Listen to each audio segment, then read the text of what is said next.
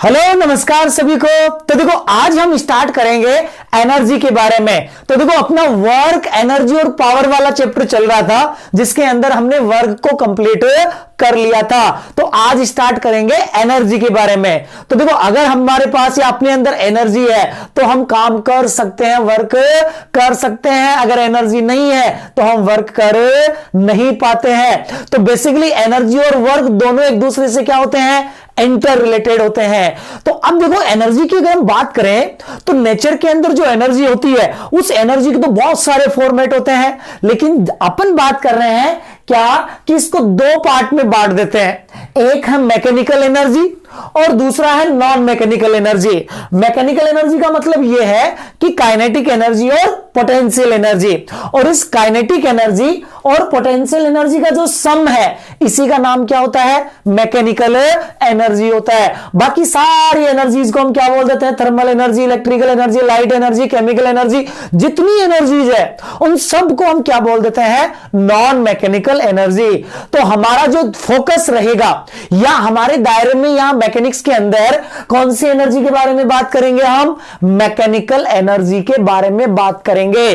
तो हमारा जो फोकस है वो सिर्फ यहां पे कौन सी एनर्जी पे है, वो है अपना मैकेनिकल एनर्जी पे है। तो क्या कहोगे कि mechanical energy is sum of kinetic energy and potential energy, दोनों का सम ही क्या है, मैकेनिकल एनर्जी है। तो पहले हम काइनेटिक एनर्जी के बारे में बात करेंगे और उसके बाद किसके बारे में बात करेंगे, पोटेंशियल एनर्जी के बारे में बात करेंगे।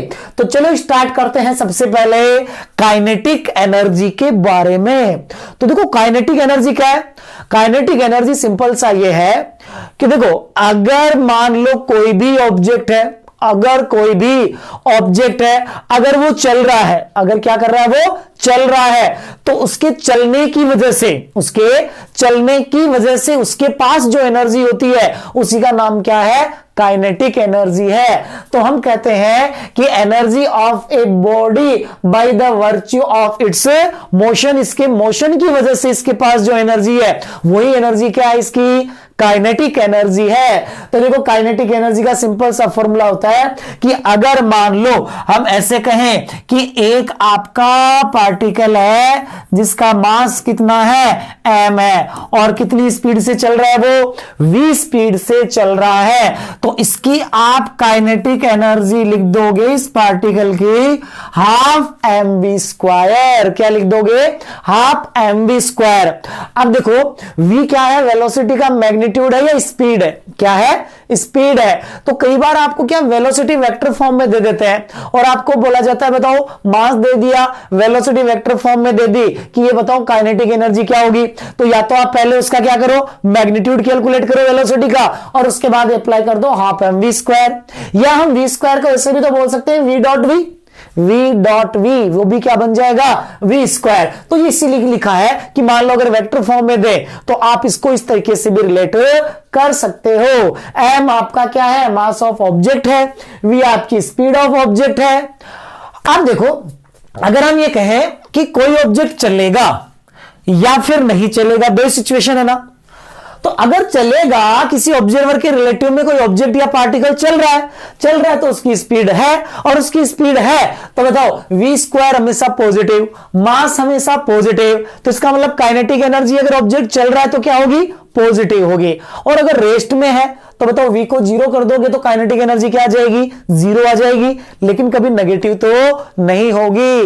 तो हम क्या कहेंगे कि kinetic energy is always positive और can be zero if body is at rest. यानी अगर ऑब्जेक्ट चल रहा है तो पॉजिटिव होगी, और अगर रेस्ट में है तो काइनेटिक एनर्जी कितना होगी, जीरो होगी। लेकिन काइनेटिक एनर्जी कभी भी नेगेटिव नहीं हो सकती है, काइनेटिक एनर्जी की वैल्यू नेगेटिव कभी भी पॉसिबल नहीं है। या तो अगर ऑब्जेक्ट रेस्ट में है तो जीरो हो सकती है, या अगर चल रहा है तो काइनेटिक एनर्जी क्या होगी, पॉजिटिव होगी।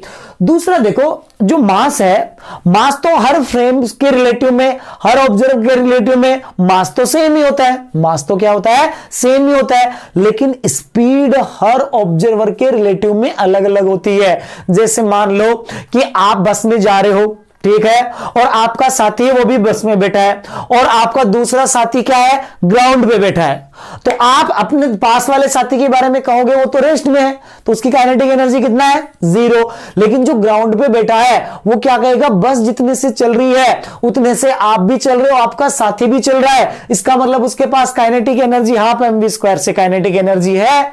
इसका मतलब हर ऑब्जर्वर के लिए काइनेटिक एनर्जी अलग अलग आती है, तो इसलिए हम कहते हैं कि kinetic energy depends on frame of reference. की काइनेटिक एनर्जी है वो फ्रेम ऑफ रेफरेंस पे डिपेंड करती है, और जनरली कुछ भी फ्रेम ऑफ रेफरेंस की बात नहीं होती है, तो हम कहते हैं कि चीजें या जो भी सारी सिचुएशन है वो कहां से रिलेट होती है, ग्राउंड फ्रेम से रिलेट होती है।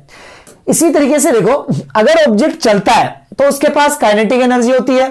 ऑब्जेक्ट चलता है या पार्टिकल चलता है, जैसे हमने कहा ये जो पार्टिकल है इसका मास m है, अगर ये चलता है तो इसके पास काइनेटिक एनर्जी होती है हाफ mv²। सेम ऐसे इसके पास मोमेंटम भी होता है, एनएलएम में डिस्कस कर चुके हैं हम सब। तो हम कहते हैं कि इसके पास मोमेंटम भी होता है, और मोमेंटम होता है P = mv। तो काइनेटिक एनर्जी और मोमेंटम दोनों को रिलेट करता है, तो अपने पास रिलेशन आता है काइनेटिक एनर्जी = p²/2m या P = √2m काइनेटिक एनर्जी। और यहां से परसेंटेज चेंज के क्वेश्चंस बनते हैं, तो अपन कहते हैं स्मॉल वालों को एरर से रिलेट करते हैं और लार्ज वालों को बेसिक अप्रोच के साथ रिलेट करते हैं। ये क्वेश्चन हमने एनएलएम के अंदर शुरुआत के अंदर ही डिस्कस कर लिए हैं। तो देखो अब आगे बढ़ते हैं। तो अब यहां पे देखो एक पॉइंट आता है, एक टर्म आता है कि हम कहते हैं कि जो फोर्सेज होते हैं इस फोर्सेज को दो पार्ट में बांट देते हैं।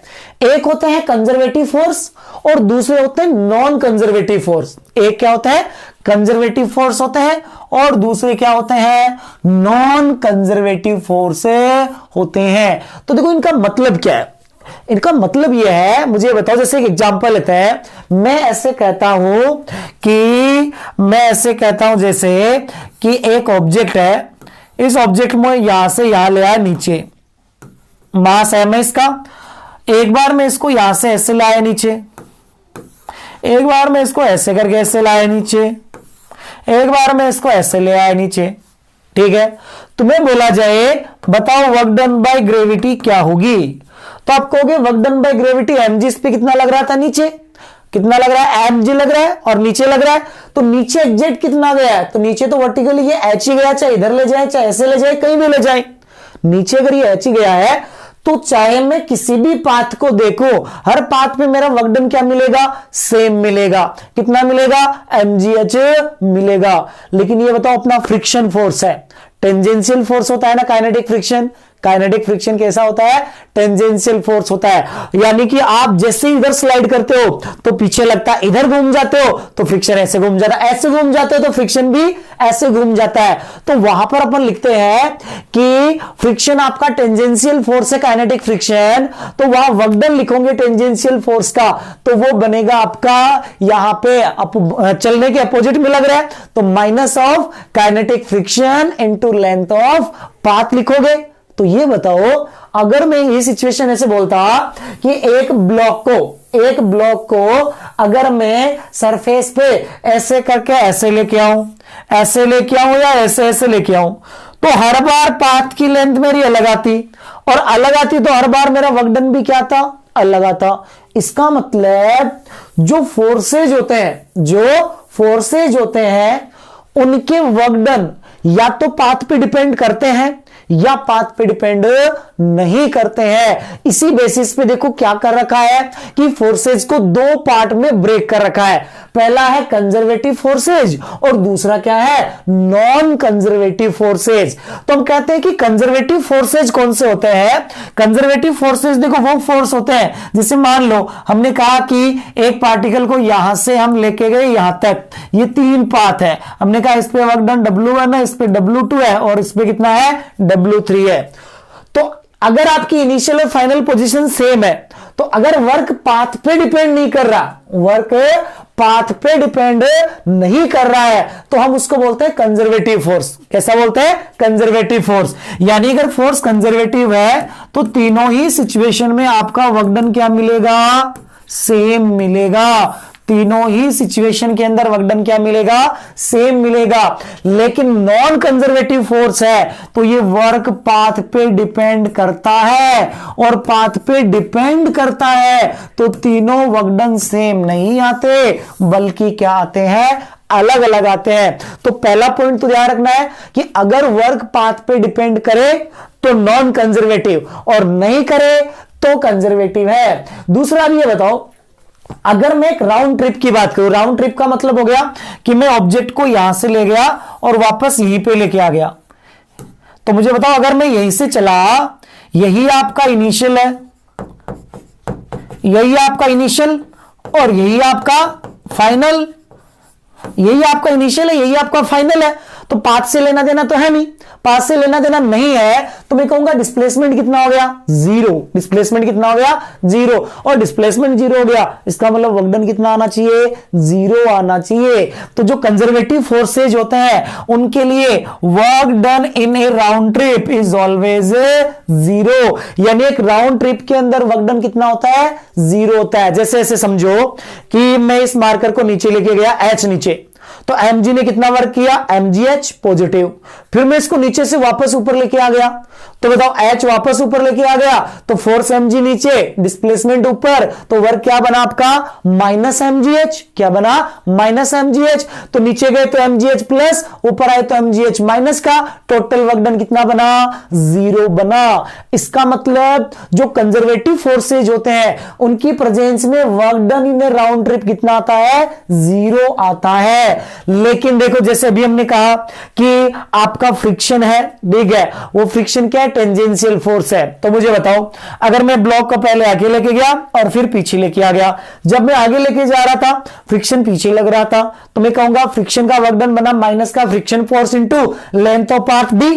फिर मैं इसको उधर लेके गया, तो बताओ डिस्प्लेसमेंट उधर, फोर्स पीछे, तो वापस नेगेटिव, तो वापस minus of friction force into length of path, दोनों को जोड़ूंगा तो मेरे पास क्या आएगा, कुछ ना कुछ वैल्यू बनेगी, दोनों ऐड होंगे एक तरीके से नेगेटिव में। तो इसका मतलब राउंड ट्रिप के लिए वर्क डन जीरो नहीं बना। तो अपने नॉन कंजर्वेटिव फोर्सेज होते हैं उनके लिए एक राउंड ट्रिप के अंदर वर्क डन है वो नॉन जीरो आता है। तो अपन कहते हैं work done in a round trip is non zero. As an example हम लेंगे कि फ्रिक्शन का जो वर्क डन है एक राउंड ट्रिप के लिए क्या बनता है, नॉन जीरो बनता है।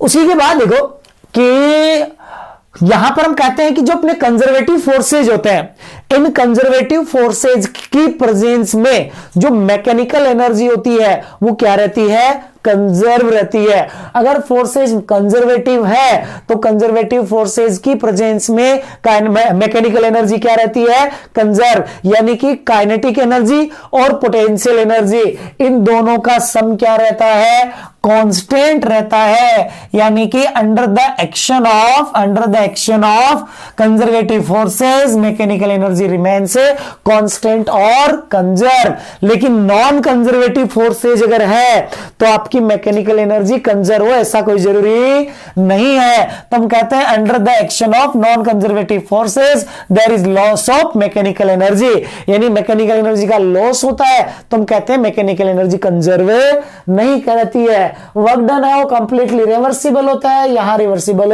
नहीं होता। अब देखो एग्जांपल की बात करें तो आपका ग्रेविटेशनल फोर्स है, स्प्रिंग फोर्स है, इलेक्ट्रोस्टैटिक फोर्स है, या जितने भी आपके कांस्टेंट फोर्स है आपको दे दिया जाता है F equal to 2 newton, F equal to 5 newton, F equal to इतना न्यूटन। तो जितने कांस्टेंट फोर्स होते हैं वो सारे के सारे भी कैसे होते हैं, कंजर्वेटिव होते हैं। नॉन कंजर्वेटिव में देखो विस्कस फोर्स हो जाता है, एयर का फ्रिक्शन हो जाता है, ड्रैग फोर्स हो जाता है, फ्रिक्शन फोर्स, यानी जितने फ्रिक्शन वाले फोर्सेज होते हैं वो सबके सब क्या है, आपके नॉन कंजर्वेटिव फोर्सेज होते हैं। अब इसके बाद में देखो अगले वाला टर्म है एक अपना, ये क्या है, सेंट्रल फोर्स। ये क्या है, सेंट्रल फोर्स। तो देखो सेंट्रल फोर्स होता क्या है कि अगर मान लो कोई फोर्स ऐसा है जो हमेशा या तो किसी एक पर्टिकुलर पॉइंट से दूर की ओर है या एक पर्टिकुलर पॉइंट की ओर है। मतलब ऐसे समझो कि अगर मैं कहूं कि मैंने फोर्स की डायरेक्शन देखी हर टाइम या तो एक पॉइंट से हमेशा क्या है, दूर की ओर है, या ऐसा सिचुएशन नजर आ रहा है कि हर टाइम फोर्स है इस पर्टिकुलर पॉइंट की ओर है, तो हम कहेंगे इस फोर्स का जो नेचर है, इस फोर्स को बोलेंगे सेंट्रल फोर्स। यानी सेंट्रल फोर्स का मतलब कोई एक ऐसा फोर्स जो किसी पर्टिकुलर पॉइंट की ओर हर टाइम या उस पॉइंट से दूर की ओर हो, तो हम बोलते हैं डायरेक्टेड टुवर्ड और away from a fix point. इसी को क्या बोला जाता है, सेंट्रल फोर्स बोला जाता है। तो देखो सेंट्रल फोर्स अपने आप में एक क्या है, अलग पार्ट है, ठीक है, लेंथी पार्ट है, बट अपने यहां पर 11th क्लास के अंदर फिजिक्स में इसका एक छोटा मोटा पार्ट काम में आता है, ठीक है, थोड़ा सा इसका नॉलेज काम में आता है। तो एक तो देखो यहां पर आपको यह ध्यान रखना होता है कि जितने आपके F प्रोपोर्शनल टू 1/r² वाले जो फॉर्मूले बनते हैं, यानी कि फोर्स के जो फॉर्मूले बन रहे हैं, इनमें नेचर क्या बन रहा है, F प्रोपोर्शनल टू 1/r²। जितने फॉर्मूले जिनमें F प्रोपोर्शनल टू 1/r² का नेचर बन रहा है, वो सारे के सारे क्या है, सेंट्रल फोर्स है। वो सारे के सारे क्या है, सेंट्रल फोर्स है। तो आपको जब भी ऐसा दिख जाए, जैसे देखो ग्रेविटेशनल फोर्स में आप पढ़ोगे, आप कूलम्ब फोर्स में पढ़ोगे, तो इसका मतलब ये दोनों फोर्स कैसे हैं, सेंट्रल फोर्स है। फिर आपको ध्यान रखना है क्या, कि जितने भी सेंट्रल फोर्स होते हैं, all central forces are conservative in nature. जितने भी सेंट्रल फोर्स होते हैं, वो सारे के सारे सेंट्रल फोर्स नेचर में कैसे होते हैं, कंजर्वेटिव नेचर के होते हैं। लेकिन उसका उल्टा सही नहीं है, ध्यान रखना।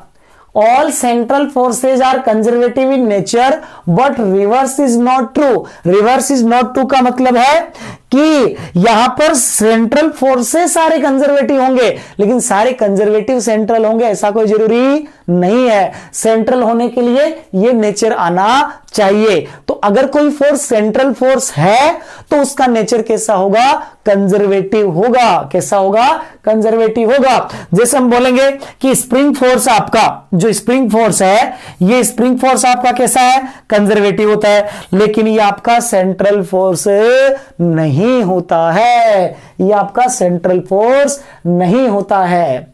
तो देखो हमने काइनेटिक एनर्जी के बारे में पढ़ा, कंजर्वेटिव नॉन कंजर्वेटिव के बारे में पढ़ा। अब अपना अगला टर्म है वो क्या है, पोटेंशियल एनर्जी। ये क्या है, पोटेंशियल एनर्जी। अब देखो जो पोटेंशियल एनर्जी है, ये ऐसा टर्म है कि ज्यादातर लोगों को तो समझ में ही नहीं आता कि आखिर ये पोटेंशियल एनर्जी है क्या। ये पोटेंशियल एनर्जी है क्या, क्योंकि काइनेटिक एनर्जी तो इजीली समझ में आ जाती है कि ऑब्जेक्ट चल रहा है, ऑब्जेक्ट चल रहा है तो इसके मोशन की वजह से, इसके चलने की वजह से इसके पास क्या है, काइनेटिक एनर्जी है। इसके पास क्या है, काइनेटिक एनर्जी है। लेकिन ये पोटेंशियल एनर्जी क्या होती है, इस बारे में पढ़ भले ही लेते हैं, लेकिन ज्यादातर को पता ही नहीं चलता कि ये है क्या। तो इसको देखो एक एग्जांपल से समझते हैं। ऐसे समझो कि अर्थ के सराउंडिंग में बताओ हर जगह ग्रेविटेशनल फील्ड है। अर्थ के सराउंडिंग में हर जगह क्या है, ग्रेविटेशनल फील्ड है। तो ये बताओ अगर मैं इस ऑब्जेक्ट को छोड़ता हूं इस फील्ड के अंदर, मैंने इसको रिलीज किया, तो बताओ रिलीज किया तो रिलीज में मैंने किया इसको, इसके पास काइनेटिक एनर्जी कितना थी, जीरो। कितना थी, जीरो। लेकिन उसके पास जैसे जैसे मैंने छोड़ा नीचे गया, जाने लगा, इसके पास क्या आने लगी, काइनेटिक एनर्जी आने लगी। अब देखो हम क्या कहते हैं, नेचर में एनर्जी तो हमेशा क्या रहती है, कंजर्व रहती है। तो नॉन मैकेनिकल एनर्जी जो है उनमें तो कोई चेंज, यहां पे थर्मल एनर्जी जो भी एनर्जी है उनमें तो कोई चेंज आया नहीं। तो इसके पास ये काइनेटिक एनर्जी आई कहां से, इसके पास ये काइनेटिक एनर्जी आई कहां से, तो ये काइनेटिक एनर्जी इसलिए आई कि ये आपका ऑब्जेक्ट जहां भी रखा हुआ था वहां पर हर जगह आसपास, अर्थ के आसपास सराउंडिंग में हर जगह क्या है, ग्रेविटेशनल फील्ड है। अर्थ के आसपास सराउंडिंग में हर जगह क्या एग्जिस्ट कर रहा है, हमने कहा ये अर्थ है। अर्थ के आसपास हर पॉइंट पे क्या एग्जिस्ट कर रहा है, ग्रेविटेशनल फील्ड एग्जिस्ट कर रहा है। क्या एग्जिस्ट कर रहा है, ग्रेविटेशनल फील्ड एग्जिस्ट कर रहा है। तो हमने जब इस ऑब्जेक्ट को रिलीज किया तो ये जो ऑब्जेक्ट है ये एक फील्ड में था, एक फील्ड में था। तो जब ये ऑब्जेक्ट रिलीज हुआ तो ये नीचे चलने लगा, ये चलने लगा तो इसके पास काइनेटिक एनर्जी बढ़ने लगी। तो एनर्जी किसकी वजह से आई? इस प्रेजेंट फोर्स की वजह से, या यहां पर सराउंडिंग के अंदर क्या डेवलप था, क्या अवेलेबल था? ये हर जगह क्या अवेलेबल है? यहां पर ग्रेविटेशनल फील्ड है, और इस ग्रेविटेशनल फील्ड की वजह से आप इस ऑब्जेक्ट के पास एक एडिशनल एनर्जी है। क्या है? एडिशनल एनर्जी है कि जैसे ही आपने छोड़ा ये नीचे चलने लगा और इसके पास काइनेटिक एनर्जी बढ़ने लगी। तो ये जो काइनेटिक एनर्जी इसकी बढ़ रही है, ये कौन सी एनर्जी के कम होने की वजह से हो रही है? तो ये इसी एनर्जी की वजह से आ रही है कि ये ऑब्जेक्ट इस अर्थ के सराउंडिंग में जो फील्ड है उस फील्ड में रखा हुआ है। और जब कोई ऑब्जेक्ट किसी फील्ड में रखा होता है, और वो फील्ड कैसा होता है, ध्यान रखना, कंजर्वेटिव। कैसा होता है? कंजर्वेटिव। तो जब कोई ऑब्जेक्ट किसी कंजर्वेटिव फील्ड में रखा होता है तो उस ऑब्जेक्ट के पास एक एडिशनल एनर्जी रहती है। क्या रहती है उसके पास? एडिशनल एनर्जी रहती है। इस एडिशनल एनर्जी का ही नाम क्या है? Potential energy. यानी इस ऑब्जेक्ट के पास क्या है? पोटेंशियल एनर्जी है। और ये जो पोटेंशियल एनर्जी है, ये पोटेंशियल एनर्जी ही क्या होती है? इसको रिलीज करने पर कम होती है और किस में बदलती है? काइनेटिक एनर्जी में। तो इसका मतलब मैं कहूं कि मैं ऑब्जेक्ट को, इस ऑब्जेक्ट को किसी भी जगह रखता हूं तो ऑब्जेक्ट के पास क्या रहेगी? पोटेंशियल एनर्जी रहेगी।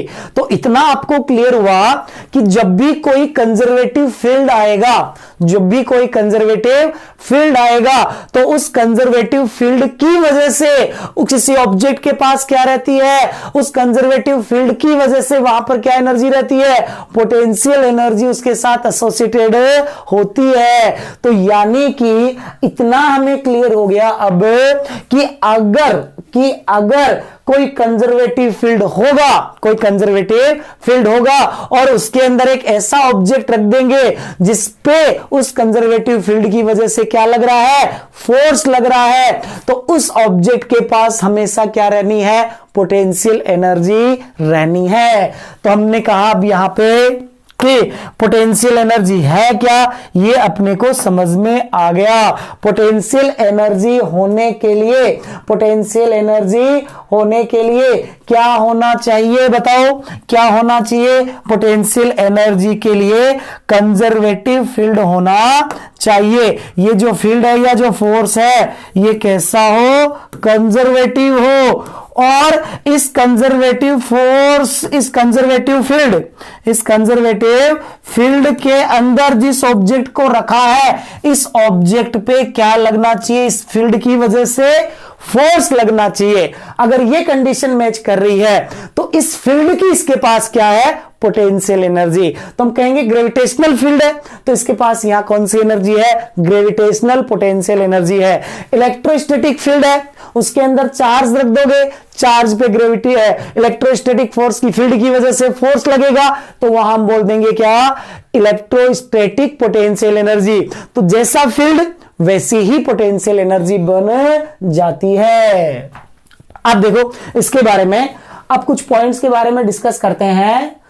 तो सबसे पहला पॉइंट तो ये है क्या कि पोटेंशियल एनर्जी आती ही कब ऑब्जेक्ट के पास? तो हम कहते हैं कि energy of a body by it's virtue of its position and configuration in conservative field.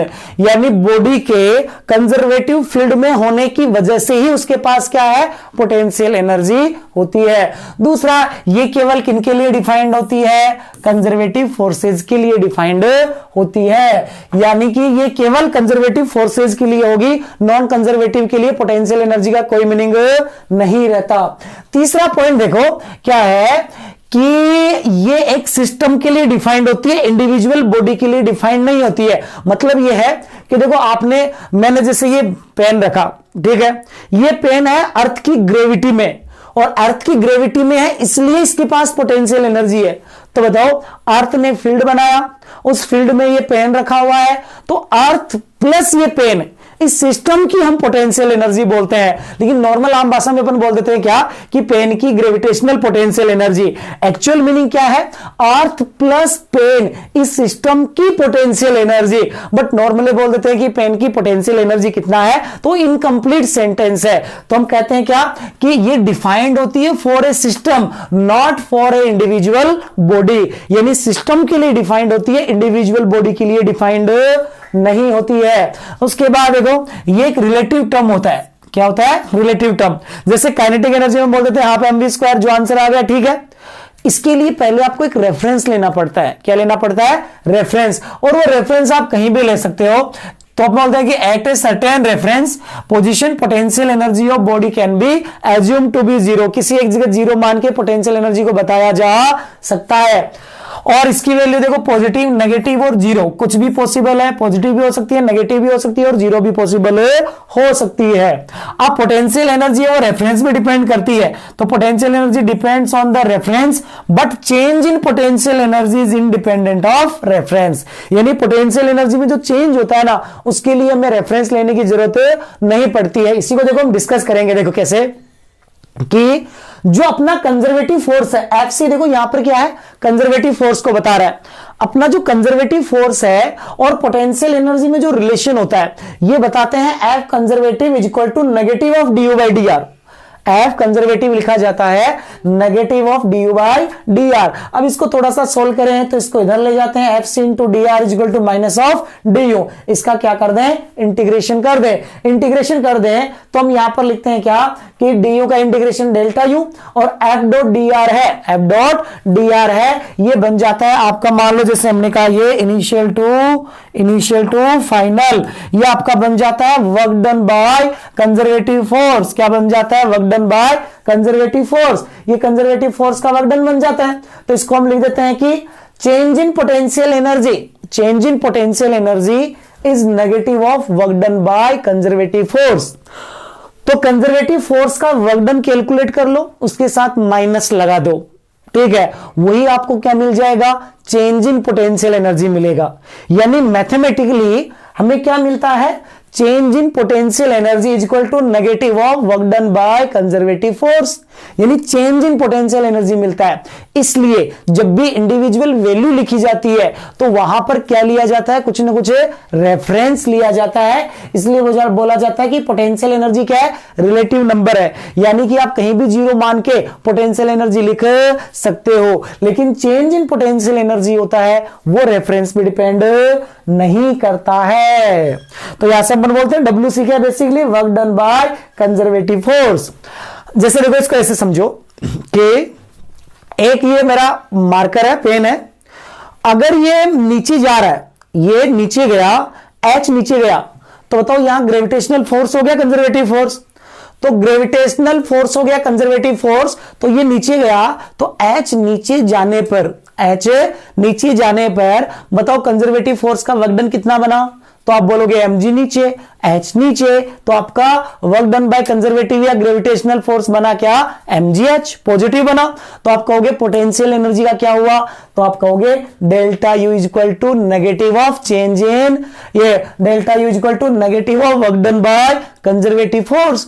मतलब ये आया आपका mgh, तो डेल्टा यू क्या हुआ, माइनस mgh। मतलब इसकी पोटेंशियल एनर्जी क्या हो गई, डिक्रीज हो गई। क्या हो गई, डिक्रीज हो गई।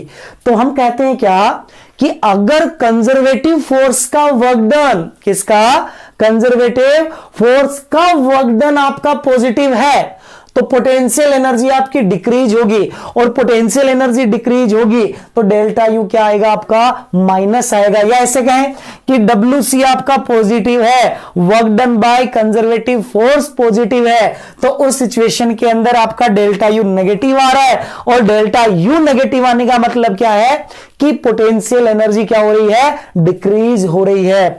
दूसरा देखो, अगर work done by conservative force, ठीक है, ये नेगेटिव है, तो बताओ minus minus plus, minus minus plus हो जाएगा तो डेल्टा यू किसका हो जाएगा, प्लस का, और डेल्टा यू प्लस का हो जाएगा।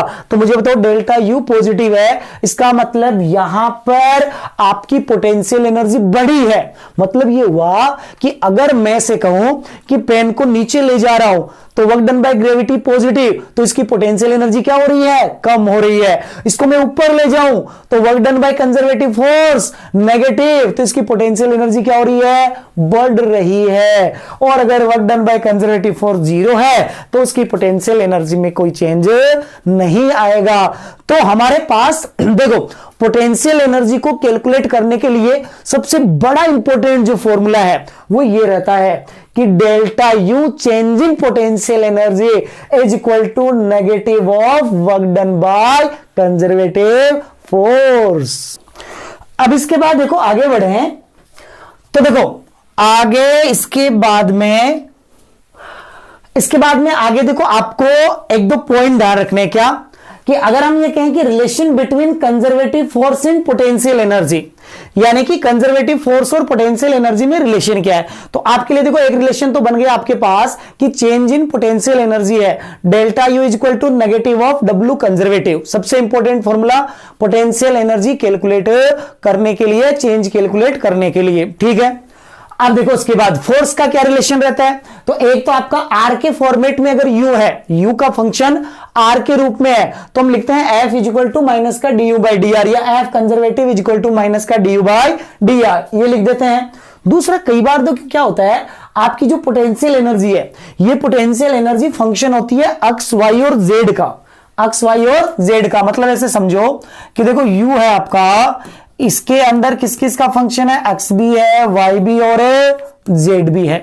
तो फिर हम कहेंगे कि फोर्स कैसे कैलकुलेट करेंगे, तो फिर हम कहते हैं क्या कि अगर पोटेंशियल एनर्जी एक्स डायरेक्शन में भी बदल रही है, वाई डायरेक्शन में भी बदल रही है और जेड डायरेक्शन में भी चेंज हो रही है, तो अगर पोटेंशियल एनर्जी तीनों ही साइड चेंज हो रही है तो इसका मतलब फोर्स एक्स में भी है, फोर्स वाई में भी है और फोर्स जेड में भी है। तो फोर्स के कितने कंपोनेंट बन जाते हैं, फिर 3 कंपोनेंट बन जाते हैं। तो फिर हम एक्स कंपोनेंट कैलकुलेट करना होता है तो एफ एक्स को लिख देते हैं माइनस का del you by del X, F Y को लिख देते हैं माइनस का del you by del Y, और एफ जेड को लिख देते हैं माइनस का del you by del Z. ये अपने पास फोर्स के 3 कंपोनेंट आ गए, और 3 कंपोनेंट आ गए उसके बाद हम कहते हैं क्या कि एक्स कंपोनेंट के साथ आई कैप लगा दो, वाई कंपोनेंट के साथ जे कैप लगा दो और जेड कंपोनेंट के साथ के कैप लगा दो, और फोर्स की वैल्यू आप लिख सकते हो, या एक साथ चाहो तो एक साथ लिख सकते हो। अब देखो यहां पे ये डेल बाई डेल एक्स है, डेल बाई डेल वाई और डेल बाई डेल जेड। तो देखो डी होता है तो आपका डिफरेंशिएशन होता है, डी होता है तो क्या होता है, डिफरेंशिएशन होता है। डेल होता है तो पार्शियल डिफरेंशिएशन होता है, डेल होता है तो क्या होता है, पार्शियल डिफरेंशिएशन होता है। और पार्शियल डिफरेंशिएशन के अंदर मैं कहूंगा डेल बाई डेल एक्स का मतलब है कि पार्शियल डिफरेंशिएशन हो रहा है किसके रेस्पेक्ट में, अक्स के रेस्पेक्ट में। तो जब अक्स के रेस्पेक्ट में पार्शियल डिफरेंशिएशन हो तो आपका अक्स वेरिएबल है और वाई जेड क्या है, कांस्टेंट है। जब आपका पार्शियल डिफरेंशिएशन y के रिलेटिव में है तो आपका y वेरिएबल है और अक्स जेड क्या है, या ऐसे कहें कि जिसके रिलेटिव में पार्शियल डिफरेंशिएशन हो, जिसके रिलेटिव में पार्शियल डिफरेंशिएशन हो, अपने लिए वही सिर्फ वेरिएबल है, बाकी सबके सब क्या है, कांस्टेंट है। जैसे देखो इसको कुछ क्वेश्चंस की हेल्प से, एग्जांपल्स की हेल्प से अपन समझते हैं कि इसके क्वेश्चन किस तरीके से रिलेटेड रहते हैं। तो देखो जैसे आपको यहां बोला है कि ये पोटेंशियल एनर्जी दे रखी है आपको, इन्होंने बोला है फोर्स बताना है 1,1,1 पे, ठीक है। ये पोटेंशियल एनर्जी का फंक्शन दे रखा है। ये बताओ पोटेंशियल एनर्जी के अंदर एक्स वाई जेड तीनों है, तो इसका मतलब अपन बोलेंगे अकेला एक्स होता तो एक्स डायरेक्शन में फोर्स आ जाता, अकेला वाई होता तो केवल वाई में आता, अकेला जेड होता तो केवल जेड में आता। यहां तीनों है तो हम बोल देंगे तीनों कंपोनेंट कैलकुलेट कर लेंगे फोर्स के। तो चलो बताओ यहां से एफ एक्स क्या बना, माइनस का del you by del X, तो minus of del by del X. ये बताओ देखो यू कितना आपका, यू है एक्स क्यूब वाई स्क्वायर और जेड की पावर 4, ये आपका क्या है, एफ एक्स है। आप देखो पार्शियल डिफरेंशिएशन कर रहे हैं, वेरिएबल मेरे लिए सिर्फ कौन है, एक्स है। वेरिएबल मेरे लिए सिर्फ कौन है, एक्स है, बाकी सब क्या है, कांस्टेंट। तो मुझे ये बताओ, ये Y square into Z to the power 4 ये मेरे लिए कांस्टेंट नंबर, तो मैं एक्स क्यूब का डिफरेंशिएशन करूंगा तो क्या बनेगा, 3x स्क्वायर। तो मैं कहूंगा यहां से मेरे पास एफ एक्स है, ये बन गया है, या चलो इसको आगे ही लिख देते हैं, तुम कहेंगे यहां से एफ एक्स मेरे पास आ गया है, ये देखो माइनस ऑफ एक्स की पावर 3 का हो गया 3 इंटू एक्स का square into y square z to the power 4 ये बना। अब इन्होंने कहा एक्स की वैल्यू 1, वाई की वैल्यू 1, जेड की वैल्यू 1, ये रखो। तुमने कहा 1 1 1 रखेंगे तो ये एफ एक्स कितना बन जाएगा, -3 बन जाएगा, एक्स कॉम्पोनेंट आ गया। इसी तरीके से देखो, अगर मैं कहता हूं y कंपोनेंट एफ वाई तो मेरा बनेगा माइनस का del you by del y is equal to, चलो देखो माइनस का डेल बाई डेल वाई, ये पोटेंशियल एनर्जी है अपनी, एक्स क्यूब y का square into Z to the power 4 ये बना। चलो देखो y के साथ पार्शियल डिफरेंशिएशन हो तो मेरे लिए ये सिर्फ वेरिएबल है, ये दोनों कांस्टेंट है, तो मल्टीपल में कांस्टेंट होता है तो ऐसे का ऐसे ही रहता है। तो मैंने कहा यहां से ये आपके पास देखो y स्क्वायर का डिफरेंशिएशन क्या हो गया, 2y, बाकी इसको ऐसा का ऐसा रख देते हैं, x cube z to the power 4। चलो बताओ वैल्यू रखोगे 1 1 1 तो ये आपका कितना बन गया, -2 बन गया। इसी तरीके से एफ जेड है, एफ है जेड है, ये आपका हो गया माइनस का del you by del z is equal to minus of देखो डेल बाई डेल जेड, ये आपके पास देखो अपने को डिफरेंशिएशन करना है x cube Y square z to the power 4 का, इसको डिफरेंशिएट करोगे। अब बताओ देखिए डिफरेंशिएशन किसके साथ, पार्शियल z के साथ, तो वेरिएबल आपके पास सिर्फ कौन है, ये z है, और सिर्फ ये वेरिएबल है तो z टू द पावर 4 का डिफरेंशिएशन हो जाएगा तुम्हारे पास, देखो ये माइनस बाहर लगा हुआ है, 4z क्यूब और साथ में x cube Y square, x cube Y square, ये आपके पास क्या बना, ये बना आपके पास। इसको सोल्व करने पे तो इसकी वैल्यू रखोगे, वैल्यू रखोगे तो देखो यहां से ये आपके पास 1 1 1 रखने पर ये आ गया -4। चलो बताओ फोर्स को अगर वेक्टर फॉर्म में लिखना है तो बताओ एक्स कंपोनेंट कितना आया, -3, तो मैं कहूंगा ये हो जाएगा -3 आई कैप -2 जे कैप और -4 के कैप, ये मेरा वेक्टर फॉर्म में फोर्स बन गया।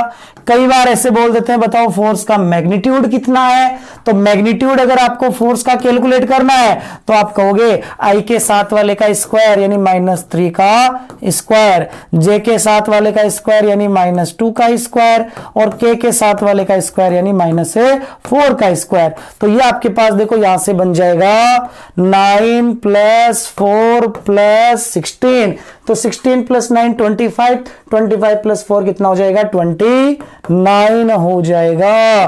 तो मैंने कहा यहां से 29 न्यूटन अंडर रूट का ये मेरा आंसर बन जाएगा फोर्स का। तो कुछ नहीं करना है, पार्शियल डिफरेंशिएशन करना है एक्स कंपोनेंट वाई कंपोनेंट और जेड कंपोनेंट कैलकुलेट करने के लिए। और पार्शियल का मतलब जिसके साथ हो रहा है वो वेरिएबल, बाकी सब कांस्टेंट। इसके बाद देखो नेक्स्ट क्वेश्चन अपने पास ये है, इन्होंने बोला है कि देखो यहां पर एक एक्स और एक वाई है, मतलब जेड है ही नहीं, तो इसका मतलब जेड वाला फोर्स कितना होगा, 0 होगा। इन्होंने बोला ये पोटेंशियल एनर्जी है और इन्होंने बोला 1,2 पर आप क्या करोगे, 1,2 पर आप पोटेंशियल फोर्स कैलकुलेट करोगे।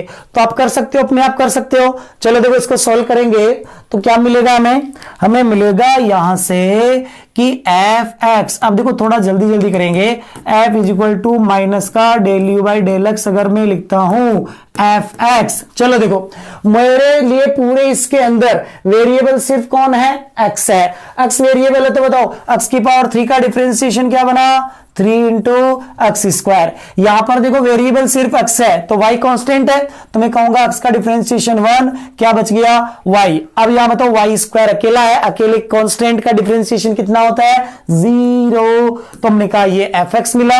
चलो देखो वैल्यू पुट करोगे इसके अंदर माइनस ऑफ x की जगह वैल्यू 1 पुट करोगे तो ये आपके पास 3 बन जाएगा, प्लस y की जगह 2 पुट करोगे तो ये आपके पास 2 बन जाएगा, तो ये बन जाएगा माइनस का 5।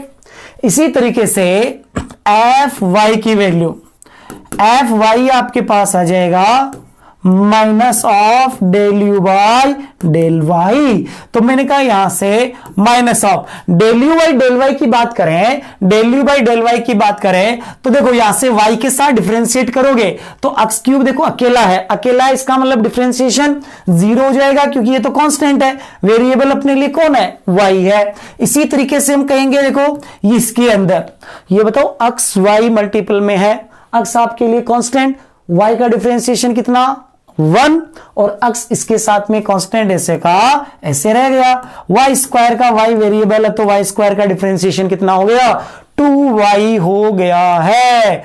चलो देखो वैल्यू पुट करो, वैल्यू पुट करोगे x की जगह 1 तो x की जगह 1 हो गया, प्लस y की जगह 2 कितना हो गया 4, ये भी कितना आ गया -5 और ये भी -5 आ गया। z कहीं भी नहीं है तो हम कहेंगे एफ जेड कितना हो गया 0। तो आपके पास फाइनली वेक्टर फॉर्म में फोर्स बना है -5 आई कैप -5 जे कैप, ये वेक्टर फॉर्म में बना है। किसी को लगता है कि मान लो ऑप्शन में मैग्नीट्यूड वाइज है तो आप इसका क्या ले लो मैग्नीट्यूड लोगे तो -5 का स्क्वायर -5 का स्क्वायर, यहां से ये -5 का स्क्वायर आई के साथ वाले का जे के साथ वाले का स्क्वायर, 25 प्लस 25 कितना हो जाएगा 50, तो ये बन जाएगा आपका 5√2 न्यूटन बन जाएगा।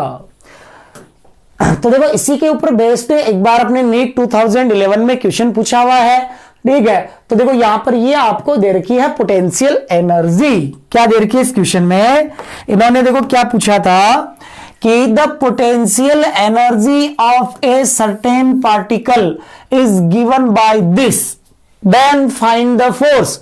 तो जब भी पोटेंशियल एनर्जी है, पोटेंशियल एनर्जी एक्स जेड के रूप में है तो हम कहेंगे एफ एक्स एफ वाई और एफ जेड कैलकुलेट कर लेंगे। चलो बताओ यहां से जल्दी से बताओ, देखे एफ एक्स कितना आया। अब तो आप देखो अपने आप सारे क्वेश्चन सॉल्व कर सकते हो ऐसे, f x is equal to minus del you by del x. चलो एक्स वेरिएबल 1/2 को मैं ऐसा का ऐसा रख लेता हूं।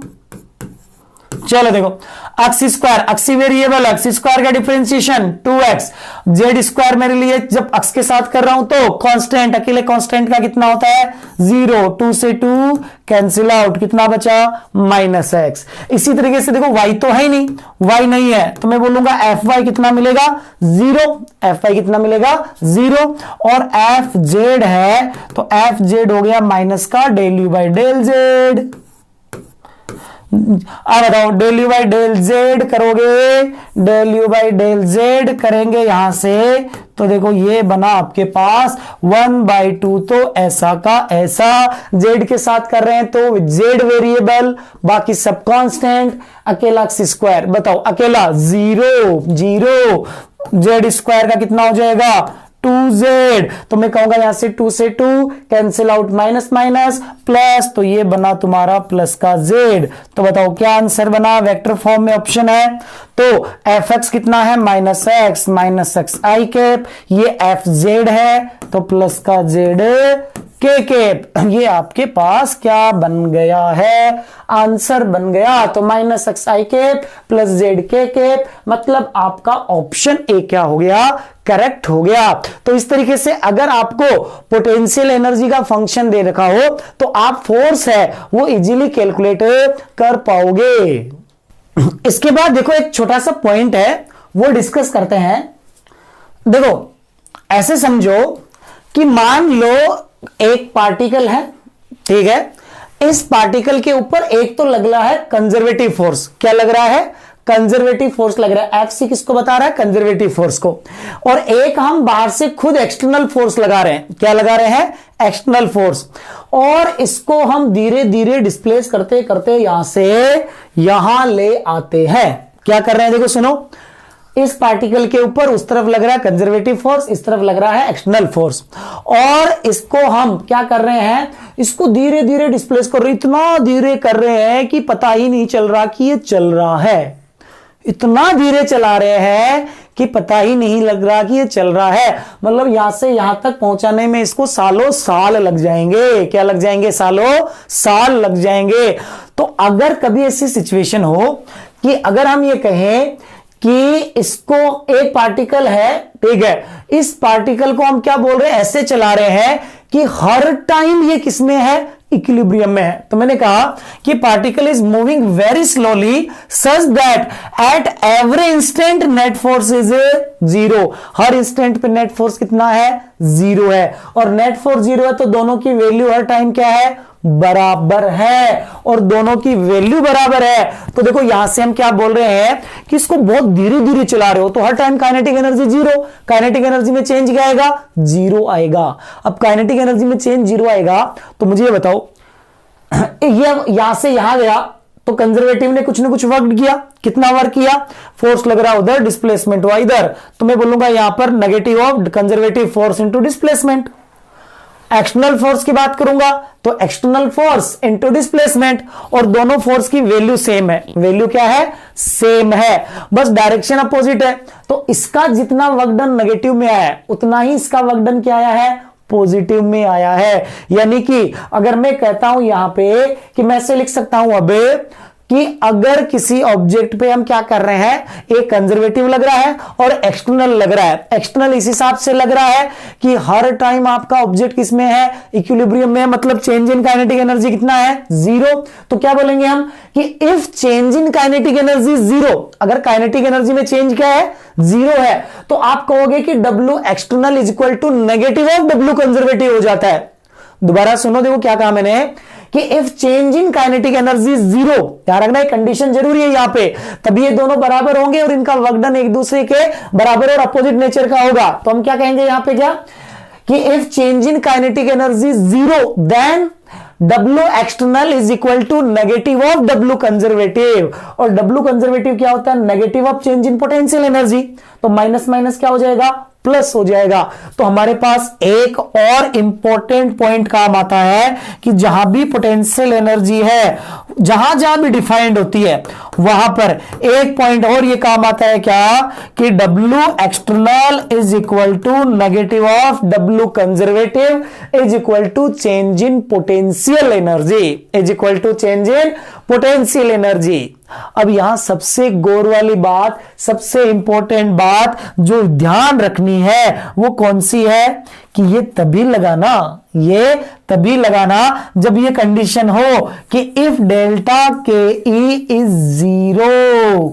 तो ये पूरी एक सिंगल कंडीशन बनती है कि अगर आपकी काइनेटिक एनर्जी में चेंज 0 है, काइनेटिक एनर्जी में चेंज 0 है, तो ही आप W external is equal to change in potential energy लगा सकते हो, अदरवाइज आप लगा नहीं सकते। लेकिन अपना W conservative is equal to negative of change in potential energy है, ये आपका हमेशा ही क्या है? वैलिड है। तो फाइनल कंक्लूजन देखो हमारा ये पहुंचा कि W external is equal to change in potential energy तभी लगेगा जब चेंज इन काइनेटिक एनर्जी का है 0।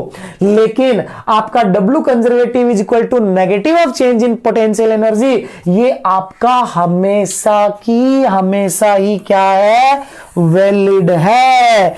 तो ये 2 पॉइंट है आपके, बार बार जहां जहां पोटेंशियल एनर्जी आएगी, जहां जहां पोटेंशियल एनर्जी को रिलेट करना होगा, कैलकुलेट करना होगा, ये दोनों पॉइंट साथ साथ चलते रहेंगे।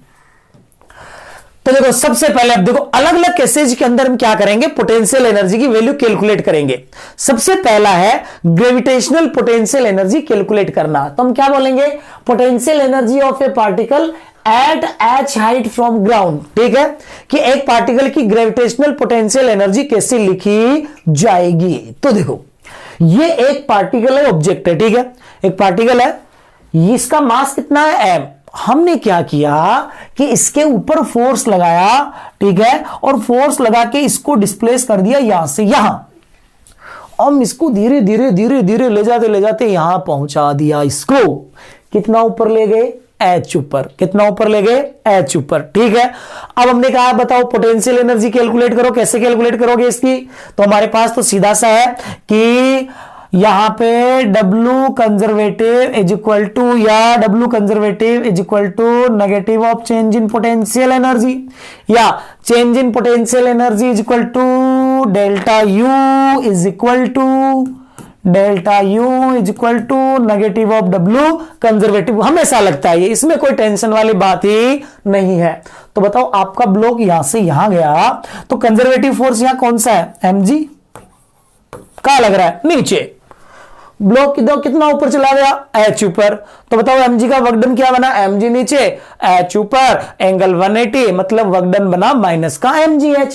तो आपने कहा चलो अच्छी बात है, ये डेल्टा यू, तो चलो यही लिख लेते हैं। तो माइनस ऑफ वर्कडन बना माइनस ऑफ mgh।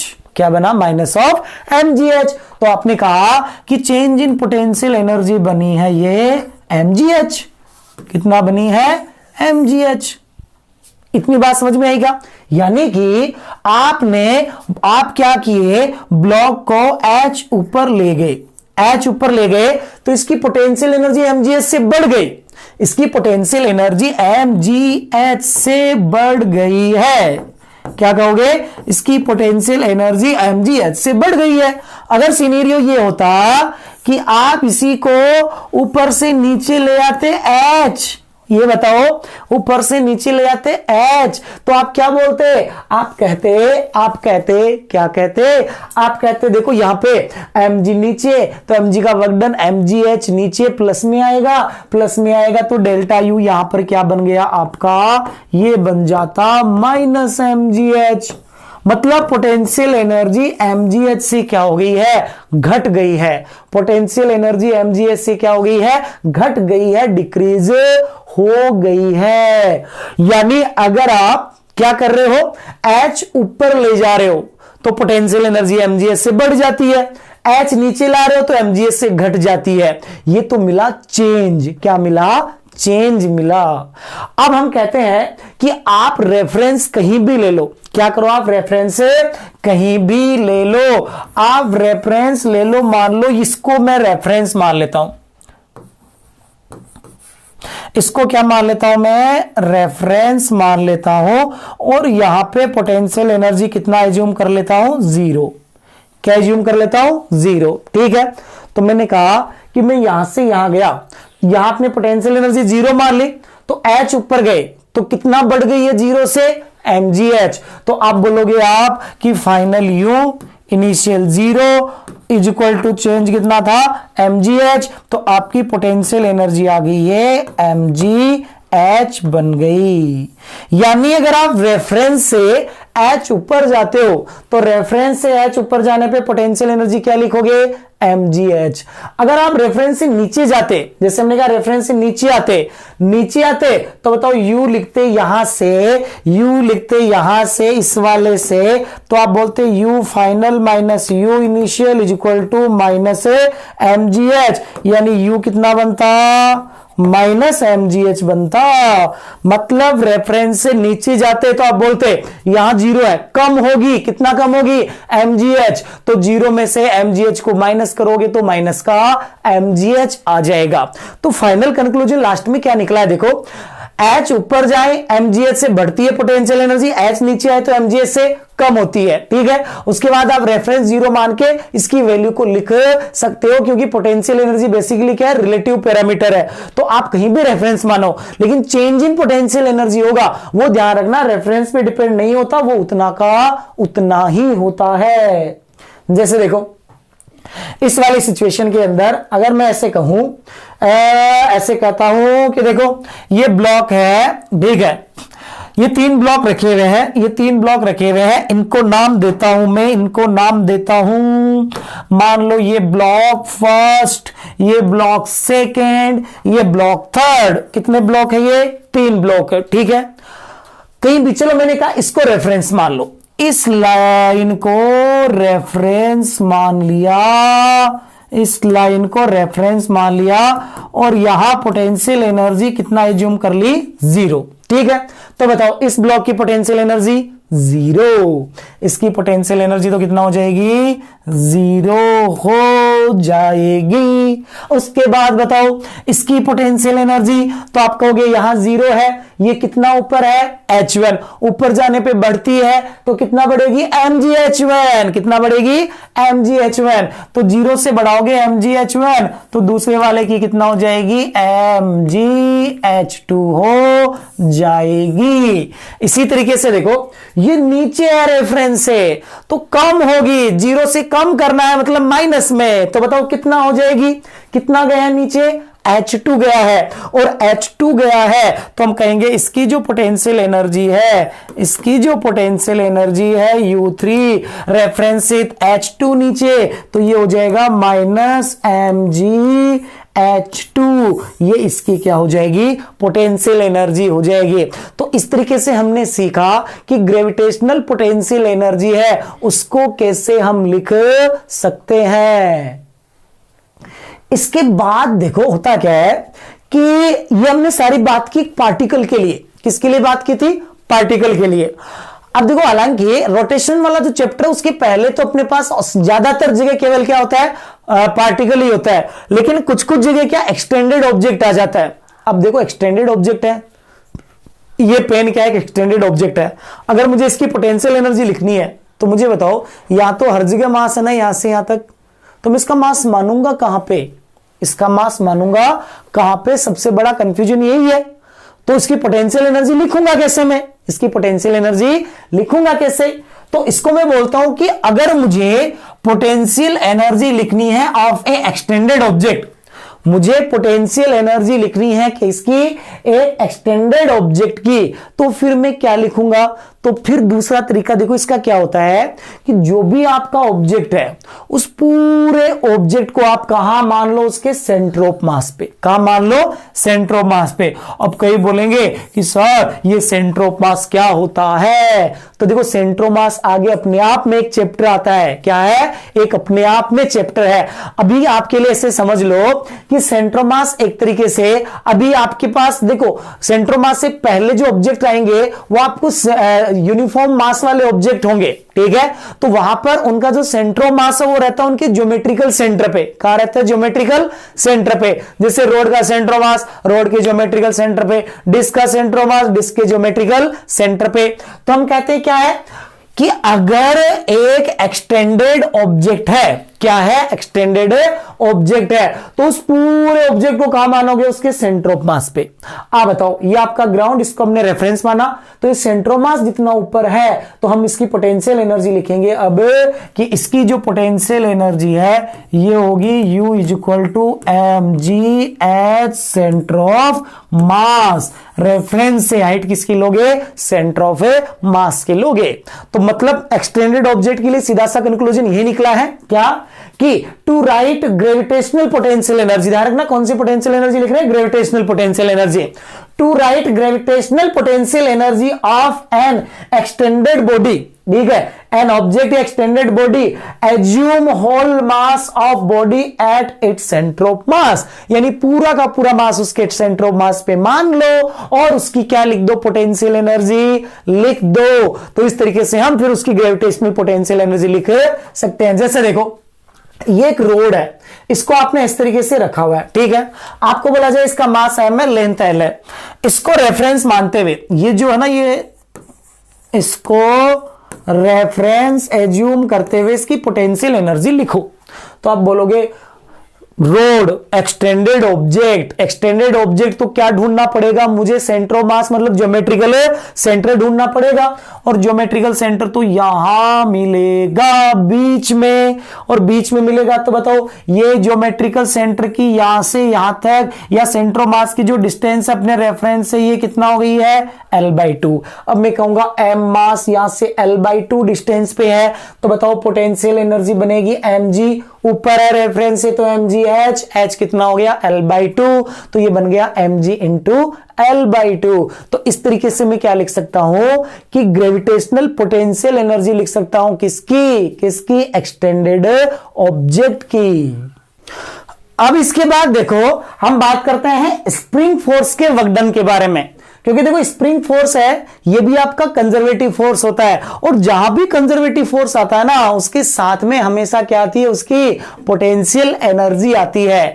तो देखो इसका फॉर्मूला लिखेंगे, तो इसका फॉर्मूला डिराइव करेंगे तो तरीका देखो वही है, W conservative is equal to negative of change in potential energy. तो हमने कहा यहां से देखो W कंजर्वेटिव आपका क्या होता है, स्प्रिंग का वर्क डन याद आ रहा है माइनस का K/2 इंटू एक्स फाइनल का स्क्वायर माइनस एक्स इनिशियल का स्क्वायर। ये क्या बन जाएगा आपका work done by spring force is equal to negative of change in potential energy.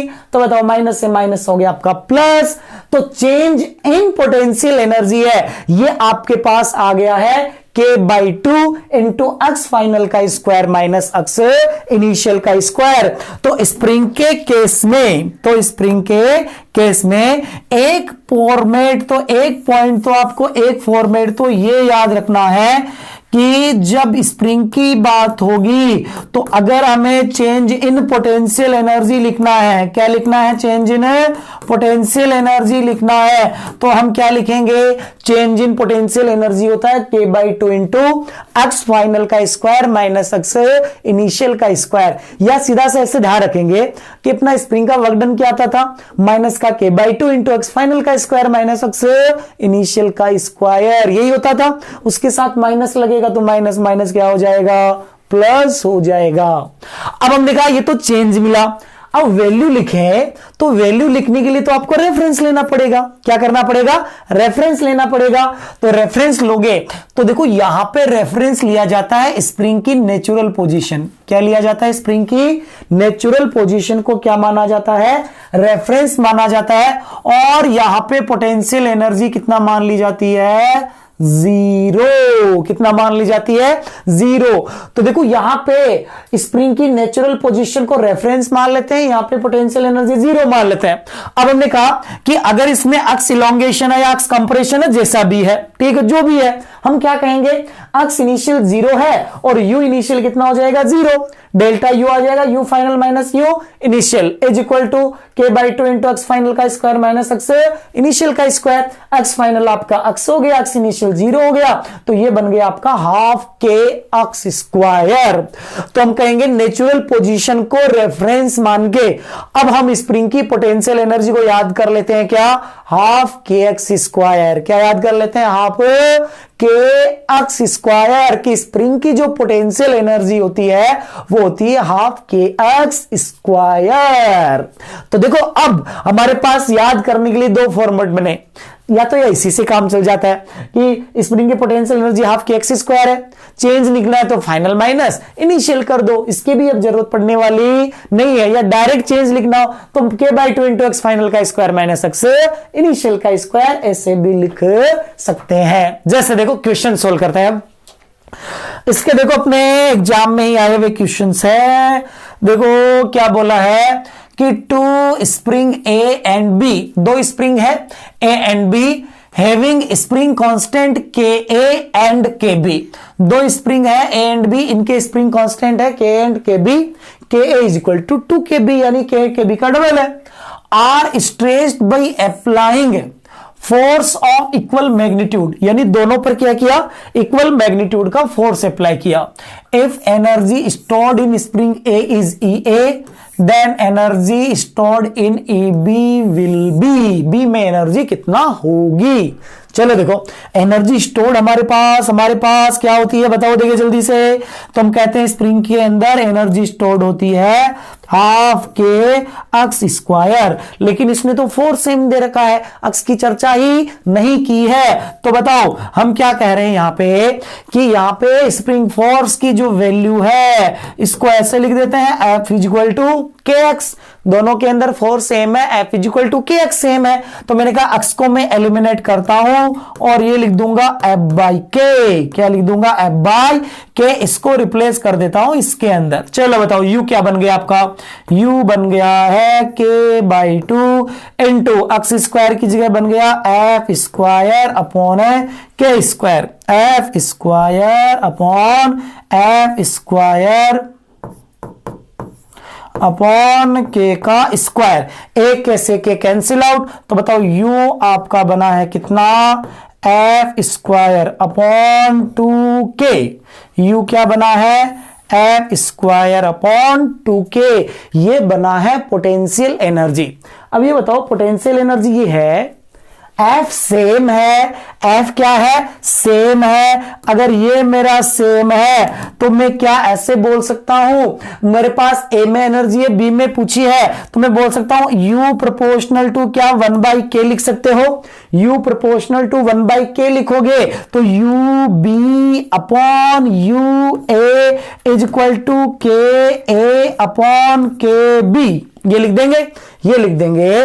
तो मैंने कहा यहां से देखो बी में पोटेंशियल एनर्जी में बतानी है, UB इसके अंदर EA दे रखी है, A के अंदर इन्होंने EA दे रखी है। चलो बताओ KA is equal to 2KB, तो KA की जगह मैंने कहा 2KB अपॉन KB से KB कैंसिल आउट, तो बताओ क्या बन गया आपके पास, B में पोटेंशियल एनर्जी क्या है, 2 टाइम्स है किसका, A वाली एनर्जी का, A वाली एनर्जी का, या यहां से सीधा भी कह सकते हैं, देखो U प्रोपोर्शनल टू 1/k हो गया ना, जिसका K कम होगा उसके अंदर एनर्जी ज्यादा होगी, जिसका K कम होगा उसके अंदर एनर्जी ज्यादा होगी।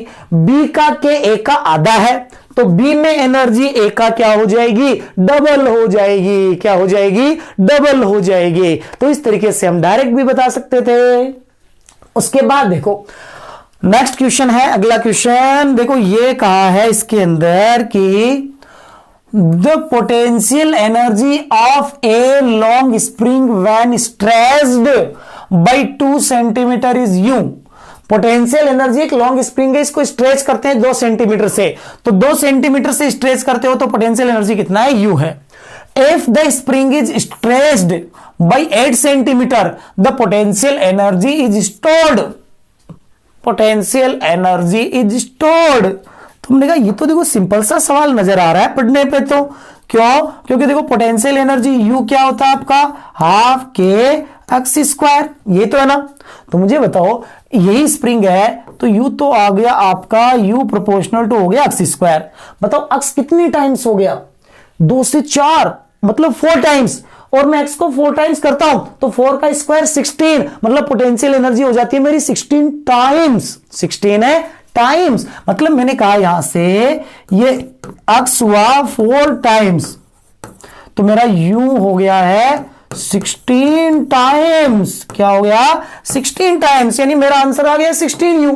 कितना आ गया 16U।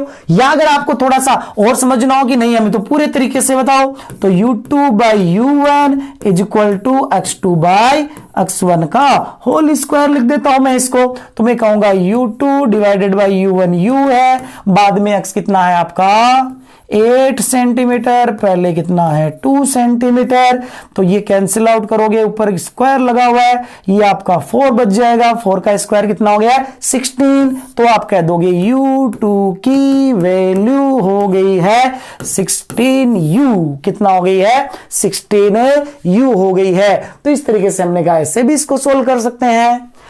इसके बाद देखो एक क्वेश्चन और सोल्व करें, एक क्वेश्चन और सोल्व करें, तो देखो आसान सा क्वेश्चन है, आप अपने आप भी इसको सोल्व कर सकते हो, अपने आप भी इसको क्या कर सकते हो, सोल्व कर सकते हो। चलो देखो आंसर बता ही देते हैं तुम्हें। देखो क्या बोला है कि when a long spring is stretched by 2 centimetre its potential energy is U। जब इसको 2 सेंटीमीटर से स्ट्रेच करते हैं पोटेंशियल एनर्जी U है। If the spring is stretched by 10 centimetre, तो बताओ कितने टाइम्स हो गया, पहले 2 से 10 हो गया, पहले 2 था अब 10 है, ठीक है, मतलब आपका अक्स है 5 टाइम्स, तो U proportional to x square, तो पोटेंशियल एनर्जी कितना हो जाएगी 25 टाइम्स। कितना हो जाएगी? 25 टाइम्स। तो आपका ऑप्शन कौन सा करेक्ट हो गया? डी करेक्ट हो गया। तो डायरेक्टली मैंने बता दिया, या इसको आप प्रॉपर तरीके से भी सॉल्व कर सकते हो।